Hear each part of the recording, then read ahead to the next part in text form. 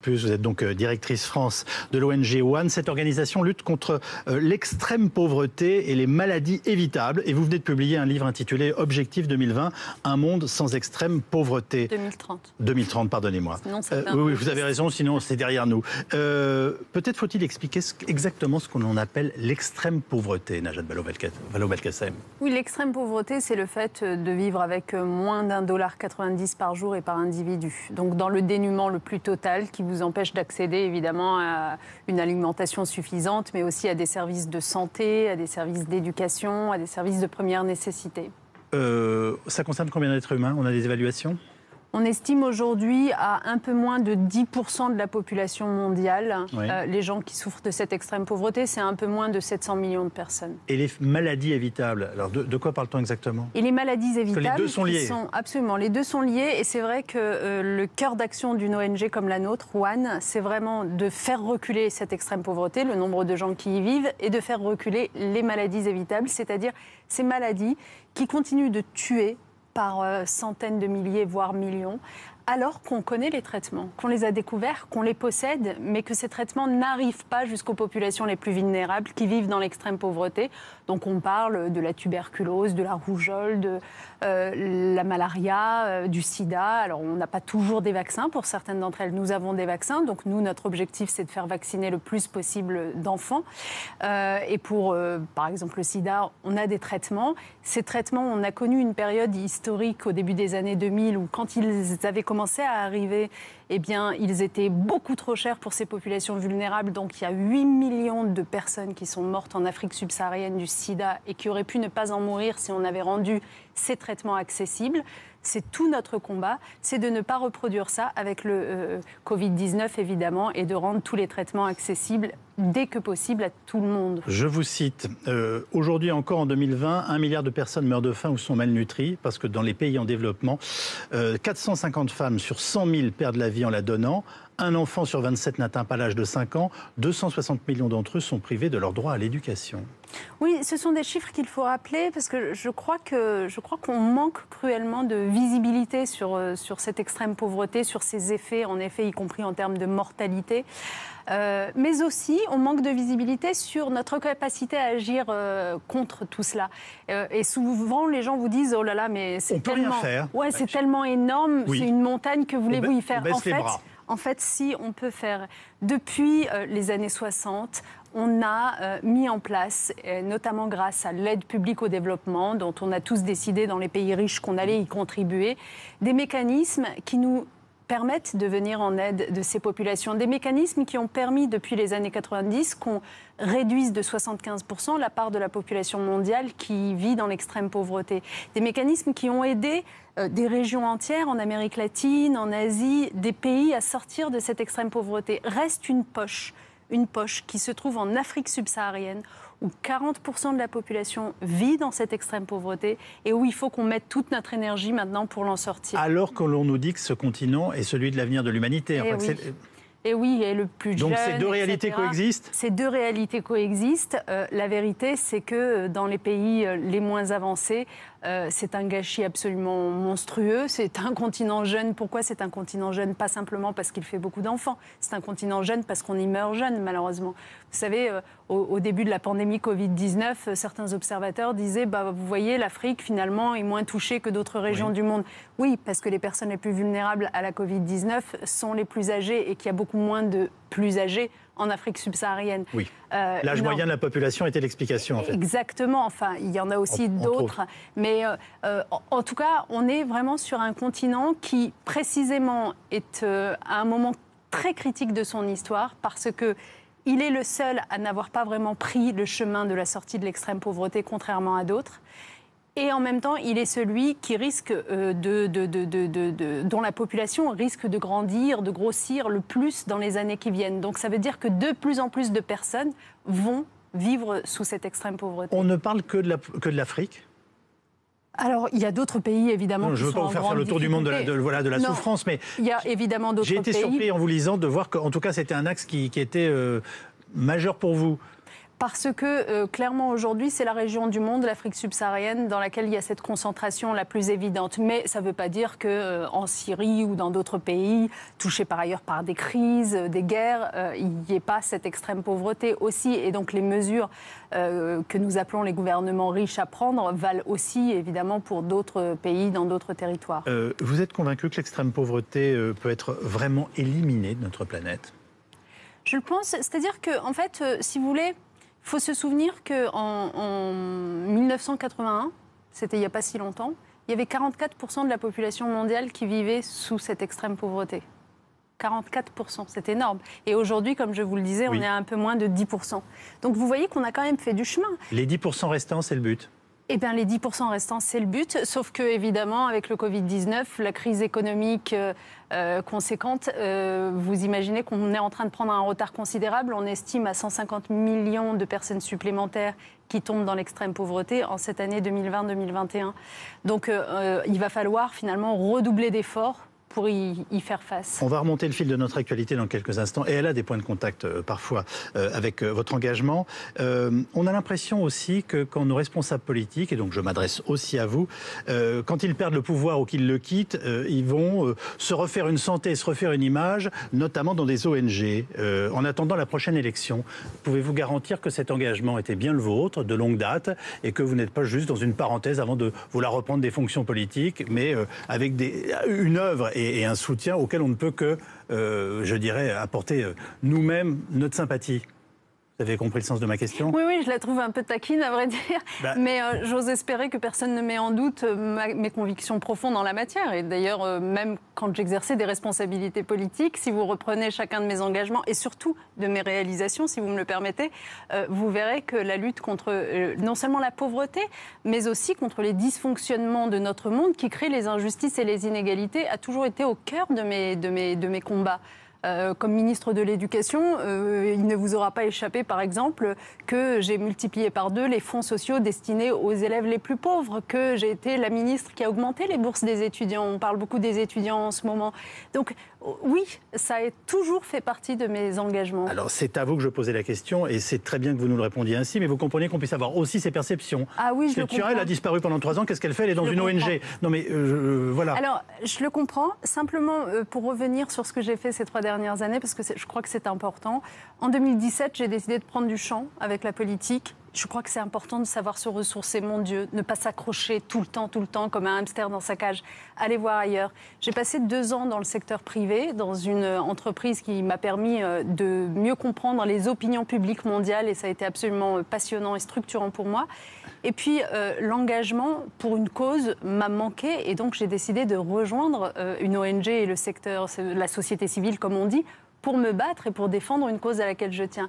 Et j'ai retenu de mon passage dans cette entreprise spécialisée dans l'opinion publique, la nécessité de toujours faire progresser l'opinion publique en l'éclairant, y compris sur des sujets que certains voudraient techniques ou réservés à des spécialistes. L'aide publique au développement est un de ceux-là. Alors, vous allez nous éclairer ce soir avec votre vision de ce qu'a été notre actualité de la semaine. D'abord, une première question. Vous êtes toujours socialiste ? Oui, bien sûr. Non, mais je ne sais pas. Je suis une femme de gauche, disons-le plus généralement. Je vous cite page 44, puisque maintenant nous allons aborder la question des vaccins et notamment de ce qui se passe entre le Nord et le Sud. Seul un effort accru de solidarité nous permettra de sortir de cette crise. Un effort pour que le futur vaccin contre le Covid-19 soit effectivement accessible aux pays à faible revenu en le déclarant bien public mondial. On ne peut pas ne pas être d'accord avec vous, mais vous avez vu ce que cette actualité de la semaine nous ramène tout simplement à une guerre entre les Français et les Anglais. Les Américains veulent vacciner l'intégralité du pays d'ici l'été. On est en train de se battre pour des doses de vaccins. On en est loin. Ouais, c'est terrible. C'est terrible parce que s'il y a bien une évidence, c'est que nous ne pourrons pas nous en sortir autrement qu'en coopérant. La coopération est la seule issue possible. Il va de soi que cette pandémie, si vous ne l'éradiquez pas partout, et donc le vaccin est un instrument, mais pas que le vaccin d'ailleurs, les diagnostics, les traitements qu'on oublie souvent d'évoquer, si vous ne la faites pas reculer partout, eh bien, elle vous revient en boomerang. Donc depuis le début, nous plaidons évidemment au sein de l'ONG One pour qu'il y ait une réalité derrière l'idée de bien public mondial. Moi, je vous ai bien compris. Vous êtes en train de nous dire qu'au-delà pour ceux qui n'ont pas ce sentiment de compassion pour les autres, quoi qu'il arrive, on doit éliminer le Covid-19 de la planète pour qu'il ne nous revienne pas en boomerang dans le visage à un moment ou à un autre. Oui, vous avez raison. En fait, soit vous vous adressez tout simplement à l'humanité des gens en disant, vous voyez, vous souffrez pour vos personnes vulnérables, vous vous inquiétez, etc. C'est exactement la même chose dans tous les pays du monde. Et imaginez les pays les plus pauvres où les systèmes de santé sont absolument sous l'eau. Donc pour eux aussi, c'est important d'intervenir et de traiter les populations. Mais au-delà de cette humanité, il y a aussi des questions d'efficacité. C'est-à-dire que c'est une pandémie contagieuse qui, de toute façon, revient sous différentes formes avec les variants au Brésil, en Afrique du Sud, en Grande-Bretagne, etc. Donc, sérieusement, ça ne servira à rien, y compris, par exemple, de vacciner toute notre population. On ne sera pas plus à l'abri. D'ailleurs, des études ont été faites qui vous démontrent que si vous vaccinez, par exemple, 20% de la population de chaque pays... Cela vous protège, vous, habitants de France, mettons, mieux que si vous vacciniez 100% de la population de la France. Donc, évidemment que la coopération est indispensable pour des tas de raisons, pas simplement pandémiques, mais aussi parce que la pandémie a des effets économiques dévastateurs et que la crise économique, la récession terrible que sont en train de vivre notamment les pays les plus pauvres, là aussi elle va nous revenir en boomerang parce que c'est des marchés dans lesquels on ne pourra plus exporter. Nous aussi on va être impactés très directement. L'ancien ministre socialiste de l'Éducation nationale pense-t-il qu'en ce moment on doit garder nos écoles ouvertes, ce qui a été une des options majeures du gouvernement depuis le début de cette pandémie française? Je vous ramène en France. Moi, je comprends évidemment la nécessité de ne pas se retrouver comme lors du premier confinement avec de l'enseignement à distance mal préparé et de fait très inégalitaire avec beaucoup d'enfants qui ont décroché à ce moment-là. Donc dans la mesure du possible, garder les écoles ouvertes doit être l'objectif. Après, toute la question, c'est celle des mesures sanitaires et des conditions de sécurité sanitaire qui sont mises en place dans les écoles. Si j'avais été ministre de l'Éducation, honnêtement, j'aurais évidemment consacré davantage de moyens à mettre plus d'adultes dans les écoles pour être en capacité de former des petits groupes.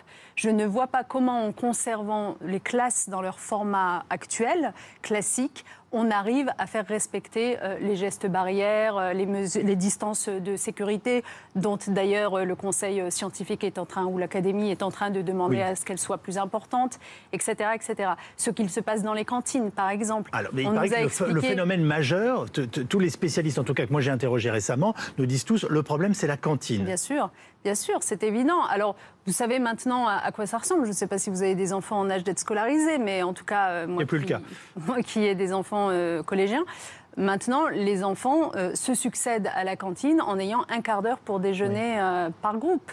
Donc, même chose, la question c'est celle d'identifier par exemple des locaux supplémentaires pour avoir plus de place et là encore des adultes supplémentaires pour encadrer des plus petits groupes. Et je trouve que cette question des moyens dans l'éducation comme dans l'enseignement supérieur a été vraiment un angle mort de la réflexion depuis le début de la gestion de cette crise. Le confinement, que pensez-vous de la gestion de la pandémie? On passe son temps à taper en gros sur le gouvernement. Alors oui, c'est le rôle de l'opposition. Est-ce qu'on n'aurait pas besoin d'un petit peu plus de tenue dans des périodes comme celle-là? Je ne crois pas qu'on puisse reprocher à l'opposition, et pour le coup je mets la gauche et la droite, un manque de tenue depuis le déclenchement de la crise du Covid-19. Je trouve au contraire qu'il y a eu, notamment au moment du premier confinement, une vraie forme d'union nationale, avec une espèce de respect du fait que c'était le gouvernement qui devait prendre des décisions graves. Et ensuite, il y a eu sans doute une forme d'irritation liée à la faible propension du gouvernement à partager des informations. On l'a dit, je ne vais pas répéter des choses qui ont été dites 1000 fois, mais les injonctions contradictoires, les propos sur les masques, l'impréparation en matière de diagnostic, de tests, etc., tout cela, au bout d'un moment, ça fait tâche. Et donc, moi, je comprends que les oppositions se réveillent avec force, et franchement, pas tant pour taper, mais pour faire des propositions. Regardez la situation des jeunes dont on parle beaucoup en ce moment. Depuis le début, c'est frappant de voir à quel point le gouvernement n'apporte pas de réponse à la hauteur de la crise. Et je ne comprends pas pourquoi il oppose une fin de non-recevoir à cette idée finalement assez simple que, exceptionnellement, il faut ouvrir la porte à un RSA pour les moins de 25 ans qui, au fond, répond vraiment à la situation actuelle. On prépare une génération de sacrifiés ? Ben oui. Qui à la fois paieront notre dette et qui auront vécu les années Covid anormales, quand on a 15 ou 20 ans. Mais je crois que, vous savez, même si pour vous comme pour moi, c'est loin ces années-là, on arrive à peu près à se souvenir de l'importance que prennent les interactions sociales quand on a 17, 18, 19, 20, 21 ans. C'est absolument crucial, considérable. Et donc, imaginez ces jeunes gens face à un écran toute la journée, avec derrière l'écran des enseignants du supérieur qui n'ont pas forcément été formés ou accompagnés pour transformer leur cours en quelque chose finalement d'attrayant, on va dire, pour des étudiants derrière un écran. Ça me fait de la peine, ça me fait énormément de peine. Penser à leur précarité sociale et à leur malaise psychologique, ça c'est quelque chose qui ne devrait pas simplement nous faire de la peine, mais qui devrait nous bouleverser et nous obliger à répondre immédiatement. Et honnêtement, jusqu'à présent, les décisions qui ont été prises, voilà une bonne raison de reprocher quelque chose au gouvernement. Je les ai trouvées assez erratiques et impréparées. Lorsqu'à l'automne dernier, on a du jour au lendemain, alors qu'on n'avait rien fait avant, décidé qu'on allait fermer les universités, moi je me suis dit, mais est-ce qu'il n'aurait pas été possible de voir avec les collectivités locales à identifier des lieux, par exemple des usines dans lesquelles les employés ne venaient plus travailler pour une raison ou pour une autre, ou des lieux associatifs, etc., dans lesquels on aurait pu imaginer répartir les étudiants en petits groupes pour qu'ils ne se pressent pas tous dans les amphithéâtres de l'université, mais qu'ils puissent quand même. Et maintenant, je vois que des solutions comme celle-là commencent à être trouvées par des collectivités locales. Mais il aurait fallu le penser au niveau national dès le début. Et par des écoles qui parfois sont privées. Mais je lance pas ce débat maintenant. Mais oui, mais bien sûr. Alors, c'est tout le problème d'ailleurs. C'est tout le problème parce que vous avez vraiment un système à deux vitesses qui s'est créé. Ça vaut pour les lycées privés et les lycées publics. Ça vaut pour l'enseignement supérieur privé et l'enseignement supérieur public. Entre ceux qui ont eu la capacité finalement d'accueillir quand même les élèves en ayant les moyens de le faire, et puis les autres. Le temps file vite, on a encore deux thèmes à aborder qui étaient dans notre journal de la semaine. D'abord la jeunesse toujours, mais avec la violence des bandes. Tout le monde a été très marqué par ce qui est arrivé à ce jeune homme Yuri. Les agresseurs ont donc été placés en garde à vue hier, jeudi, pour tentative d'assassinat. Que doit-on faire de cette jeunesse, de ces adolescents, quand ils franchissent des caps pareils ? Ce qu'on a découvert, c'est qu'en fait, la mort n'est plus une limite pour eux. Quand on voit cette agression, la mort n'est plus une limite. Ouais. Non, mais ces images sont à vomir d'effroi. J'ai eu beaucoup de mal d'ailleurs à les regarder. Oui. C'est normal. La seule chose qu'on puisse dire déjà, c'est que la responsabilité individuelle, il ne faut pas l'oublier, parce que j'ai vu que le débat part très vite sur notre société, etc. J'y viens, bien sûr qu'il y a une question à se poser sur notre société, mais déjà il y a une responsabilité individuelle de ceux qui ont frappé, continué à lyncher un jeune homme quasiment mort sous leurs yeux.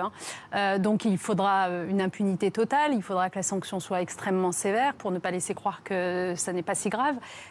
Mais au-delà... Ils ont 14, 15, 16 ans. Oui, bien sûr, mais je pense que c'est ça ce que j'appelle la responsabilité individuelle, c'est de mettre les individus face à la gravité de leurs actes. Et donc 14, 15, 16 ans, ça pose en effet la question évidemment des moyens que la justice a pour encadrer ce type de sanctions-là. Et de l'excuse de minorité. Vous savez que c'est un débat permanent dans notre pays. Mais avec des maisons de correction qui sont peut-être pas en nombre suffisant aujourd'hui. C'est bien la question des moyens de la justice. Mais il faudra faire preuve quand même de la plus grande sévérité. Après, la question plus largement pour cette violence juvénile qu'on voit se développer, c'est au fond cette espèce de pandémie, pour reprendre un mot, cette espèce de pandémie de la haine qui circule de plus en plus et qui imbibe de plus en plus notre société. Et qui forcément impacte les jeunes générations. Oui. Je ne dis pas que toutes les jeunes générations deviennent des bandes violentes, attention. Non. Mais je dis simplement qu'à force, sur les réseaux sociaux, de s'insulter, de se menacer de mort et de viol, et les jeunes femmes en savent quelque chose. Il y a un moment où des mots tuent, fini. Où les mots tuent. Oui. Et sur les plateaux télé aussi, pardonnez-moi, mais la violence et la haine, à nouveau, hein, qui fait que le moindre de nos désaccords se transforme en détestation, tout ça impacte la jeunesse. Et je pense que certains, en effet, prennent tout ça pour argent comptant. Et alors, comme il y a cette confusion entre le réel et le virtuel, ils tapent, ils ne se rendent plus compte de ce qu'ils sont en train de faire. En tout cas, je note que vous dites qu'il faut au minimum qu'il y ait une grande fermeté dans ce qu'on vient de vivre, et en tout cas quand il y a des agressions de ce type, et que tous les adultes se contrôlent, que tous les adultes se maîtrisent. Attention à notre parole, attention à ne pas faire couler de la haine du moindre de nos propos, attention à ne pas chercher en permanence la fragmentation de notre société, ce qui conduit ensuite d'autres déséquilibrés ou malades mentaux à considérer que les autres sont forcément leurs ennemis. Et donc qu'on peut les attaquer, y compris de cette façon-là. Je pense que, sincèrement, les adultes, ensemble, dans leur globalité, les parents, les professeurs, les journalistes, les hommes et femmes politiques, naturellement, tous ceux qui s'expriment publiquement ont un rôle à jouer. On se projette dans l'avenir, et notamment dans notre avenir politique. Les socialistes cherchent toujours un candidat pour l'élection présidentielle. Comment se fait-il que ce pays qui nous a donné des présidents de la République, qui a été au pouvoir pendant des années, soit dans une telle difficulté, dans une telle panade? Ça a été le parti de votre engagement. Alors vous m'avez dit au début de cette émission, quand je vous ai dit est-ce que vous êtes toujours socialiste, je reste une femme de gauche. Je me suis dit, oh là, c'est pas bon pour le PS, ça, si elle se distance éventuellement du parti qu'il a vu naître politiquement. Non, pas du tout, je ne me distance pas. Ce que je cherchais à dire par là, c'est que justement, il faut penser large maintenant. C'est insupportable de s'enfermer dans des tout petits canaux, dans des toutes petites chapelles. Il faut vraiment... La gauche a une responsabilité historique. Et je pense que tous mes amis, mes camarades et les gens qui sont sincèrement de gauche le savent. Ils savent qu'on ne peut absolument pas rester spectateur de cette situation politique qui se déroule, qui se délite sous nos yeux. Moi, je me souviens, en 2002, lorsque j'ai décidé de m'engager en politique, ce qui n'avait rien d'évident pour moi à l'époque, c'est le 21 avril 2002 qui avait été le déclencheur. C'est quand j'avais vu Jean-Marie Le Pen apparaître au second tour d'une élection présidentielle face à Jacques Chirac. Et c'était ce combat contre les discours de haine, justement, contre l'extrême droite, qui m'a entraînée là. Mais pas seulement contre l'extrême droite, c'était aussi parce que j'identifiais la gauche et le Parti socialiste à l'époque comme la force alternative susceptible de construire un autre projet de société. C'est plus le cas. Aujourd'hui, il faut qu'on apparaisse comme cette force alternative. Dans les faits, nous ne sommes pas capables de le faire seuls. Le Parti socialiste ne le fera pas seul. Europe Écologie Les Verts ne le feront pas seul. Le Parti communiste ne le fera pas seul, etc. Donc la seule issue, c'est de le faire ensemble. Ce qui permettra d'ailleurs d'embarquer avec nous beaucoup plus de gens, puisque ce faisant, nous apportons aussi une identité plus riche. Comment on désigne le candidat? Parce que ça se termine toujours avec un homme ou une femme, ces histoires-là quand même. Bien sûr, mais moi ce que j'aimerais de la part des candidats qui ont indiqué leur appétence pour la chose, c'est que déjà ils prennent sur eux pour se parler. C'est que chacun individuellement lance une démarche consistant à inviter les autres autour de la table et à se parler. C'est pas vraiment parti pour l'instant. Bien sûr, mais enfin, si je peux me permettre, je le souhaite moi comme militante sincère de gauche, comme femme citoyenne convaincue que c'est la seule alternative qui sera désirable pour les Français la prochaine fois. Et que si on n'est pas capable de la leur offrir, on va se retrouver à nouveau. Et vous avez vu les sondages, puisque vous les évoquez. La probabilité d'une extrême droite au pouvoir est à notre porte cette fois-ci, vraiment. Donc je pense qu'il faut être sérieux maintenant. Et oui, ces hommes et ces femmes doivent prendre leurs responsabilités et se parler. Alors votre responsabilité est-elle d'être candidate au régional en Auvergne-Rhône-Alpes, comme on le souffle par moment, et apparemment le parti le souhaite? Mais comme vous l'avez compris, moi je suis là où on a le sentiment que je peux être utile. Donc, cette décision est en cours. Elle se prendra avec le calendrier qui me paraît le plus adapté dans un contexte. Mais oui, pourquoi pas? Mais dans un contexte où, comme vous le savez, y compris la date de l'élection aujourd'hui n'est pas connue. Si vous voulez, moi je me mets, j'allais dire, j'en suis une, je me mets à la place des Françaises et des Français tout simplement, mais j'en suis une. Oui. Et je me dis, aujourd'hui, de quoi est-ce que j'ai envie d'entendre parler? Quelle est ma priorité et ma préoccupation? Elle est d'abord d'ordre sanitaire, elle est d'ordre aussi économique et social, parce que la crise qui s'annonce va être très douloureuse. Et je pense que mener une campagne, ça doit se faire dans le bon calendrier. Donc aujourd'hui, la décision n'est pas encore prise et nous verrons.